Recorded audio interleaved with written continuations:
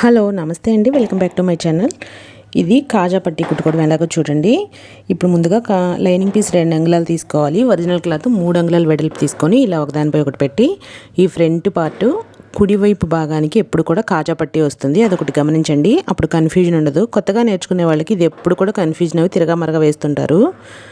Blouse మన కుడివైపు భాగానికి కాజా పట్టి ఇలా ఒక కుట్టు వేసుకొని తిప్పి, ఒరిజినల్ క్లాత్ ఎప్పుడు కూడా కొంచెం ఇలా ఎక్స్ట్రా ఉంటే బాగుంటుంది. తప్పకుండా కాజా పట్టికి ఒరిజినల్ క్లాత్ కూడా అటాచ్ చేసుకోవాలి. ఓన్లీ లైనింగ్తో వేస్తే అంత బాగుండదు. ఈ కాజా పట్టి అనేది కొంచెం వెడల్పు వేయడం వల్ల ఫ్రంట్ గ్యాప్స్ రాకుండా ఉంటాయి. ఇలా మడిచి ఒకసారి ఇలా ప్రెస్ చేసి కుట్టు వేసుకోవాలి. కొత్తగా టైలరింగ్ నేర్చుకుంటున్న వాళ్ళకి ఇది కొంచెం కన్ఫ్యూజింగ్గా ఉంటుంది. ఇలా బండ గుర్తు పెట్టుకుంటే ఒకటే గుర్తు, కుడివైపు కాజా పట్టి, ఎడమవైపు ఉక్స్ పట్టి.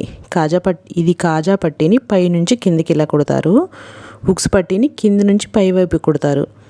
అదొకటి గుర్తుపెట్టుకోండి, ఈజీగా ఉంటుంది.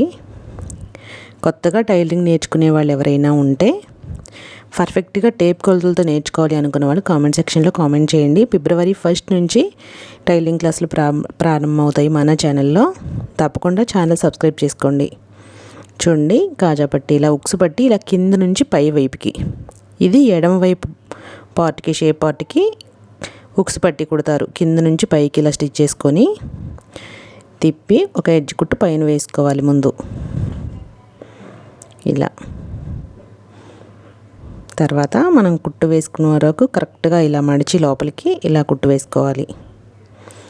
మనం ఇందాక వేసిన ఎడ్జ్ కుట్టు కూడా ఈ అడుక్కే వస్తుంది, పైనే ఉండదు అది. ఈ ఉక్స్ పట్టి మాత్రం ఓన్లీ లైనింగ్ క్లాత్తోనే కుట్టేది, దీనికి ఒరిజినల్ పట్టి ఏం అవసరం లేదు. కాజా పట్టి కొంచెం వెడల్పు వేసుకుంటే ఫ్రంట్ గ్యాప్స్ రాకుండా ఉంటాయి. ఓకే అండి, వీడియో నచ్చితే తప్పకుండా లైక్ చేయండి.